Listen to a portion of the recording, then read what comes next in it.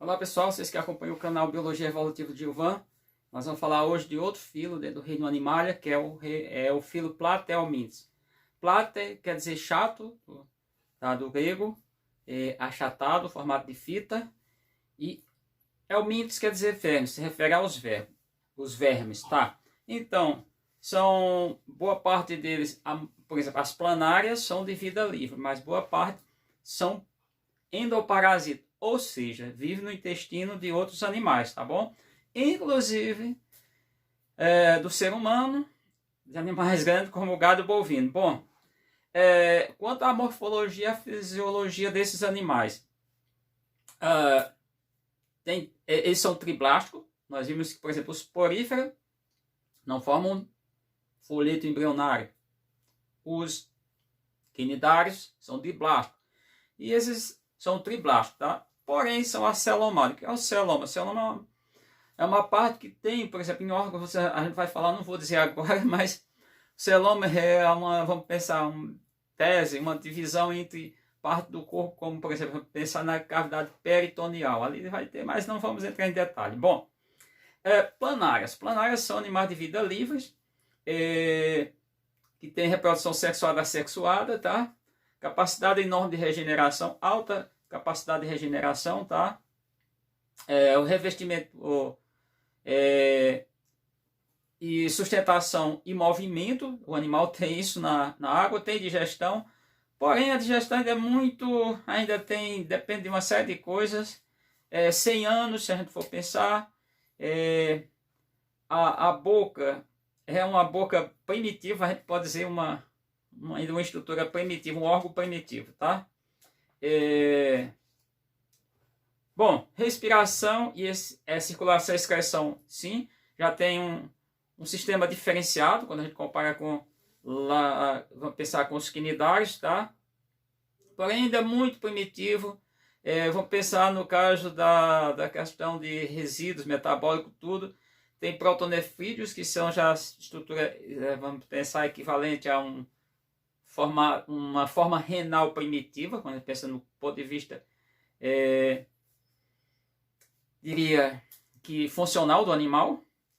A coordenação, aí sim, aí começa a aparecer o que agora desses animais? Aparecer gânglios nervosos, gânglios cerebrais, tá?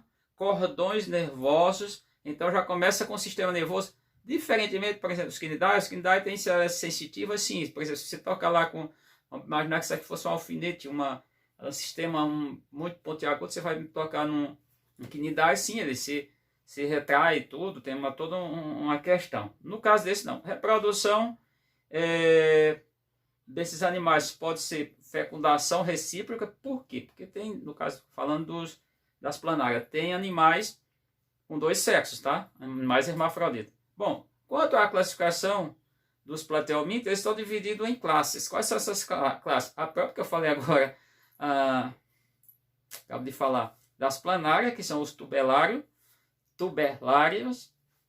são esses animais, trematódios, por exemplo, extossomas, o gênero extossoma, agregar algumas espécies, ok?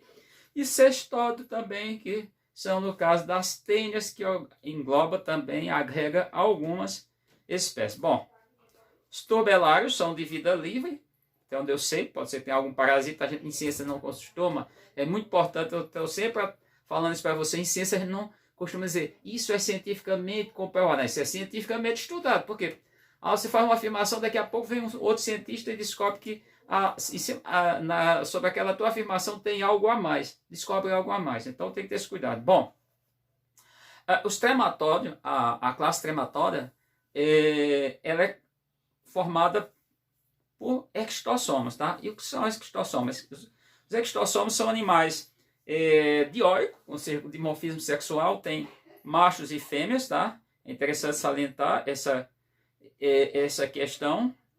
E onde tem diferença em tamanho também do animal, e tem várias espécies de extossoma. Por exemplo, os extossomas famosíssimos, tá? Extossoma hematóbio, que vive na África, tá? É um famosíssimo. Extossoma japônico, que é encontrado na Ásia. E talvez o extossoma, a espécie mais elementar nessa classe, e aí estamos falando de gênero, de espécie dentro de um gênero que é Extossoma, que é o Extossoma mansoni, que é encontrado na América. E eu vou falar um pouquinho sobre esse animal, tá? Então é um animal bem complexo, tá? Se a gente for pensar, ele vive é um parasita endoparasita, vive no intestino humano. E aí vamos pensar, por exemplo, no Extossoma mansoni, que está aqui na América. Ele vai causar uma doença chamada extossomose, ou mais popularmente chamada de, não sei se popularmente, mas essa é bem conhecida como barriga d'água. Por quê? Porque ele vai se instalar no intestino humano e ali ele vai para os vasos mesentéricos, aquela rede de vasos ali, tudo, e ali ele acaba provocando demasiada retenção de líquido e começa a demaciar e começa a dilatar o abdômen, vamos pensar a parte abdominal do ser parasitado, daquele que está hospedando. Bom, o extossoma, ele tem no seu ciclo de vida, vamos imaginar o ciclo de vida de todo ser vivo, nasce, cresce, se desenvolve, se reproduz, envelhece e morre, deixando descendência, né, para ter perpetuação da espécie. Mas ele passa por etapa, ele tem uma fase na reprodução, no período de reprodução, uma fase sexuada e depois uma fase assexuada. A fase sexuada é no intestino humano, onde machos e fêmeas se juntam a uma cópula, onde o macho ele é, vamos pensar, mais delgado, é longo, e a fêmea é menor, o animal corpo menor, vamos pensar um verme, pensar que é no formato meio de fita, por esse platelminto, achatado, e ela envolve o macho e a fecundação. A fecundação ela começa a fazer postura na luz intestinal, essa sai na água, e quando chega na água, aí entra outra etapa. Ali sai uns pequenos vermes chamados, entre aspas, miracídio. Esse miracídio, eles têm que encontrar um animal, mas qualquer animal para ser seu hospedeiro temporário? Não. Nesse caso, eles têm que encontrar um molusco. De um modo geral, é uma espécie do gênero Biophallaria.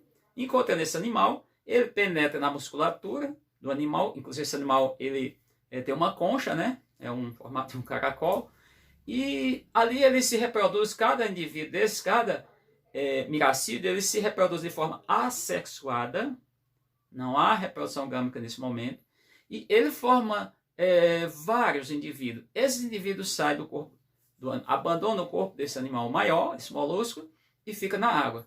Portanto, quem entra na água para qualquer atividade, as lavadeiras, que era muito comum no passado, vamos imaginar pescadores, vamos pensar na África, na Ásia, pessoas mas vamos pensar aqui na América, que estão cultivando arroz dentro d'água. Ele penetra, ele tem a capacidade de penetrar na pele íntegra, na epiderme. Ele tem capacidade de perfurar, e aí, através da corrente sanguínea, se instalar. Normalmente, o sítio, vamos pensar, anatômico, que ele vai se instalar é o intestino humano, e aí provocar a doença. Bom, para isso, quando ele entra no animal, ele passa por fase. Qual é a fase? São fases esporócito primário, depois esporócito secundário, para sair a cercária, que sair essa cercária. Essa cercária, segundo alguns estudos, segundo algumas pesquisas, ela não demora muito tempo na água. Se ela não encontrar o ser humano, que é seu hospedeiro, de fato, ela morre. Ela não fica muito tempo. Tanto que esses locais onde a ocorrência é muito como aqui no Recôncavo Baiano, e foi evitado, foi sanado essa situação, a questão do saneamento, aí entra um saneamento básico e outros cuidados, que é a questão do controlar o hospedeiro intermediário. Vamos imaginar o caramujo. O caramujo não, de verdade o caramujo. Então, é chamado lagoas de coceira, mas pode ser açude, qualquer barramento, qualquer quantidade de reservatório aquático pode estar ali desde que tenha um caramujo. Bom, e aí a gente pensa em questão sanitária, em questão de prevenção. Seria nunca entrar na água, mas é humanamente impossível, as pessoas precisam. Outra situação, a situação no caso, tratar os doentes, e no caso, as fezes ter, vamos pensar, destino adequado, para não chegar através de correnteza, de outros meios, chegar vamos pensar, às águas, os reservatórios aquáticos, e a maneira mais adequada é, no caso, predar o caramujo. Biophallaria, o gênero. A espécie tem várias espécies. Como fazer isso? No caso, aí colocar predadores. Por quê? Que predadores? No caso, Aí peixes carnívoros que vão se alimentar. Detalhe, o peixe que consumiu, que se alimentou do caramujo, se alguém consumir esse peixe, mas ainda que esse caramujo venha estar infestado, ainda que ele venha estar com miracídios, que ainda não formou as cercárias, ele não vai passar a transmitir para o ser humano, para o consumidor. Uma, porque esse alimento vai ser preparado à base de calor. E segundo, porque mesmo ele não consegue infectar, no caso, para causar a infecção no ser humano, ainda na forma de miracídios, só na forma de cercária. Então, seria mais ou menos essa medida. Bom, outra classe é a classe Cestodes. Cestodes são as tênias, tá? As tênias, que é a que eu vou tratar, que é a mais comum, tem outras, posso dizer, é a tênia sólio, esse epíteto específico epitogenético é tênia, e o epíteto genérico é sólio. Sólio vem do latim, quer dizer solidão, solitário, e aí eu vou já explicar por quê. E a tênia saginata, que vive no intestino bovino. Bom, o que é que tem esses animais? Esses animais são solitários. Quer ser solitário, vive apenas é um endoparasita de intestino humano, ou de intestino bovino, só vive um animal em cada hospedeiro. Não tem mais de um. Nunca fica mais de um. Por que isso? Porque também eles entram numa questão. Eles são hermafroditas, eles têm os dois sexos, eles se autofecundam. E aí vamos entender alguns pontos importantes. Bom, as tênias tem uma estrutura chamada estróbilos, tá? Bem conhecidíssima, né? Ela tem uma parte chamada progótise. Esses progótides, quando eles ficam grávidos, eles estão fecundados, eles se destacam e saem junto com as fezes do animal. E aí, vamos pensar, levado ao meio ambiente, elas podem infectar outro, tá? Então, é importante salientar alguns pontos importantes das tênias. Por quê? Porque as tênias, elas causam dois tipos de doenças. Quais são essas duas patologias? Ela está no intestino humano, que é um animal grande, chega a 10 metros de comprimento, isso é coisa que eu já vi, não é coisa que eu estou contando aqui, história, é bom quando a gente vê, a gente está aprendendo muito quando a gente está diante do fato, diante do objeto, no caso aqui do animal, não o objeto, mas diante do ser vivo. Isso tem em alguns laboratórios, você vê, ele fica todo novelado em um formato de uma fita, chegando a 10 metros de comprimento, vive no intestino humano. Inclusive ele pode até matar, se houver uma obstrução principalmente do intestino grosso, vamos imaginar ali, e aí no caso tem que entrar com ação cirúrgica, para poder remover o animal. Essa teníase é o processo de infecção que o animal está parasitando o ser humano, então, o boi, mas vamos pensar de ser humano, isso é teníase, é a doença. Qual a outra doença que esse animal pode causar? É onde eu sei que, a única espécie que eu sei de causar realmente conhecida, animal, para pensar, dois tipos de doenças, tá? É a doença chamada cisticercose. Por quê? Porque ele sai junto com as fezes e tudo forma um cisticerco. Aí entra uma questão, suíno ou porco, ele é um parasita acidental, esse animal, no caso a tênia sólio, a tênia saginata, ela não é parasita, não é um parasita de suíno. Aí no caso, quando isso acontece? Acontece quando os locais a criação do animal não é conseguindo cuidados zootécnicos, as pessoas defecam, isso está errado, e aí o animal consome as fezes do ser humano e vai com isso para o seu intestino, dali solta e vai formar na musculatura do animal algo que é chamado de canjiquinha, de caroço, de nódulo, um monte de denominações. Isso eu já vi, não é uma coisa que eu estou contando aqui porque li em algum livro, algum artigo científico. Não, vi. Então, qual é o problema aí? Quando o ser humano consome essa carne, se essa carne não estiver bem tratada, e se essa carne estiver mal passada, mal cozida, imaginar assim, um churrasco, carne crua, vamos pensar aqui nessa condição. Por quê? Porque esse cisticerco, ele consegue suportar uma temperatura em torno de 70 graus Celsius, não sei por quanto tempo, mas suporta. Claro que numa churrasqueira ou no fogão a temperatura passa dos seus 200 graus Celsius, isso é notório, para quem quiser fazer isso aí, lá pesquisar que vai encontrar. Aí nesse caso, ele penetra no corpo do ser humano, porque já estava no corpo do outro animal que serviu de alimento, no caso suíno, e para o ser humano, e nesse caso vai causar a doença chamada cisticercose. Porque ele vai parar, normalmente, pode ser na musculatura humana também, sim, mas normalmente no cérebro, na parte cefálica, também no globo ocular, etc., causa. No caso aí, pode causar cegueira, pode causar a morte, porque começa a aumentar, ali o corpo começa a tentar se defender, e vai formar uma pressão intracraniana, tem uma série de fatores, mas não só isso, leva à morte. No caso, tratamento, tem tratamento, seria, aí vem pelo meio cirúrgico, retirar o cisticerco que está lá. Então, são duas doenças que ele causa, a cisticercose. Então, aqui, eu quero deixar uma coisa bem clara. Eu como carne suína, não tem problema. Aí depende da fonte, vamos pensar de quem criou o animal, quem cuidou, dos cuidados zootécnicos. Outra coisa, se vou pegar um exemplo, a perna, a coxa e a parte toda, pegando o fêmur, toda essa história e seguindo para o quadril do animal, a bacia, que o pessoal chama também, que é o osso ilíaco, o que acontece? Lembrando que é um mamífero e tem esses ossos, se a gente for pensar pensando na anatomia comparada, ele é um prato apreciado, ou seja, é o chamado pernil. Pergunto para vocês acham que quando alguém encontra caroço no pernil, esse pernil não pode ser cortado, assado, cortado, fatiado para consumo, somente em alguns restaurantes, algumas lanchonetes. Mas o que eles fazem? Antes, por exemplo, no abatedor, quando eles encontram o caroço, a canjiquinha, esse negócio que é o cisticerco, eles vão pegar esse animal, vão tratar, vão tirar isso e vão industrializar essa carne. Vão fazer dessa carne, principalmente salsicha, nem no caso a linguiça é pouco provável, mas salsicha,